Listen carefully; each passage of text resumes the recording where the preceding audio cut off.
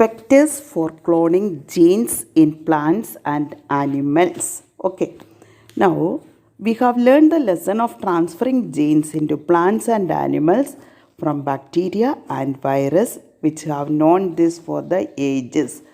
How to deliver genes to transform eukaryotic cells and force them to do what the bacteria viruses want. For example, Agrobacterium tumefaciens, a pathogen of several dicot plants, is able to deliver a piece of DNA known as tDNA to transform normal plant cells into a tumor and direct these tumor cells to produce the chemicals required by the pathogen.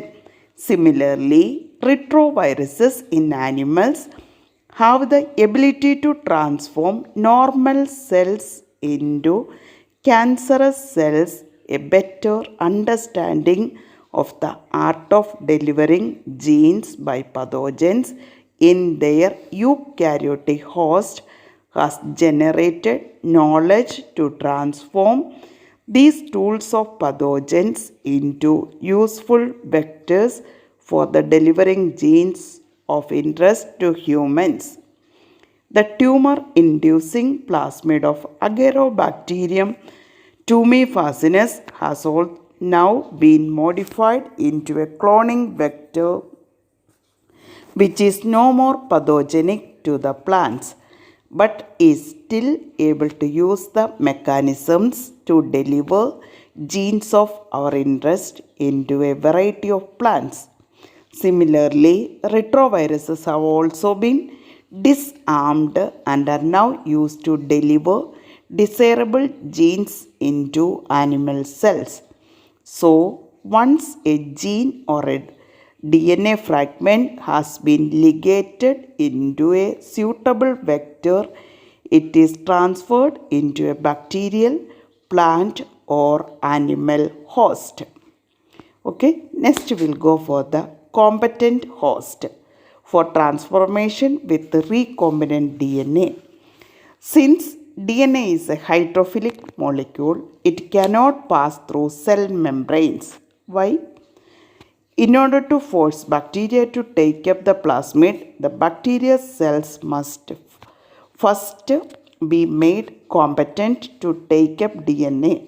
This is done by treating them with a specific concentration of a divalent cation such as calcium, which increases the efficiency with which DNA enters the bacterium through pores in its cell wall. Recombinant DNA can then be forced into such cells by incubating the cells with the recombinant DNA on ice, followed by placing them briefly at 42 degrees centigrade heat shock and then putting them back on the ice. This enables the bacteria to take up the recombinant DNA. This is not only the way to introduce the alien DNA into host cells. In a method known as microinjection, recombinant DNA is directly injected into the nucleus of an animal cell. In another method, suitable for plants, cells are bombarded with high velocity microparticles of gold or tungsten coated with the DNA in a method known as biolistics or gene gun. And the last method uses disarmed pathogen vectors, which when allowed to infect the cell, transfer the recombinant DNA into the host.